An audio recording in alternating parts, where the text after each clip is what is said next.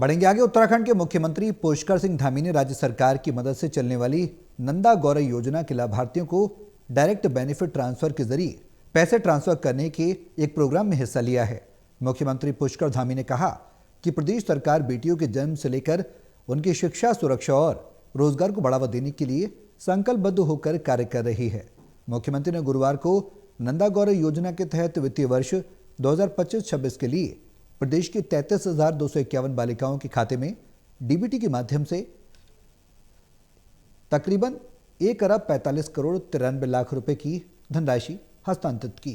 मुख्यमंत्री आवास में आयोजित कार्यक्रम में सीएम धामी ने कहा कि जन्म के समय बेटा बेटी के बीच होने वाले भेदभाव को समाप्त करते हुए कन्या जन्म को प्रोत्साहन देने के लिए प्रदेश सरकार नंदा गौरव योजना संचालित कर रही है।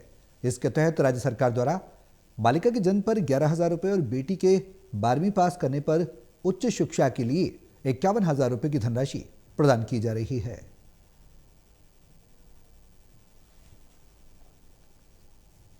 मैं उत्तरांचल यूनिवर्सिटी से बीएससी फॉरेंसिक साइंस कर रही हूँ और सर नंदा गौरव योजना की वजह से ही मैं आज फॉरेंसिक साइंस कर पा रही हूँ, क्योंकि इसकी फ़ीस मेरे पेरेंट्स अफोर्ड नहीं कर पा रहे थे।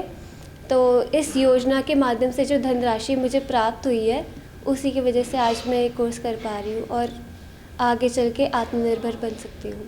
51,000 रुपये मुझे मिली है। मेरे पेरेंट्स अफोर्ड नहीं कर पा रहे थे और जब धनराशि मुझे मिली है तो सर अपनी हायर एजुकेशन कंप्लीट कर पा रही हूँ, तो मुझे बहुत खुशी हुई है सर।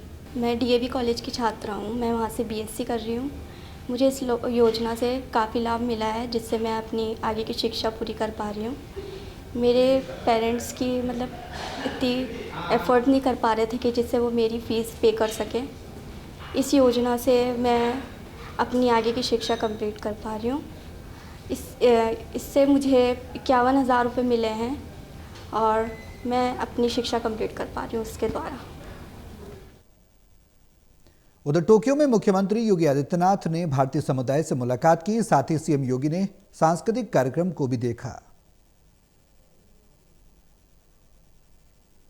तो भारतीय समुदाय से उत्तर प्रदेश के मुख्यमंत्री योगी आदित्यनाथ की मुलाकात बेहद अहम।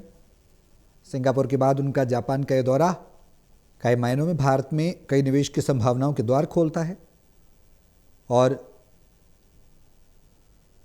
कई मिलियन जो डॉलर जो निवेश है वो कहीं ना कहीं निकलकर जापान से आएगा।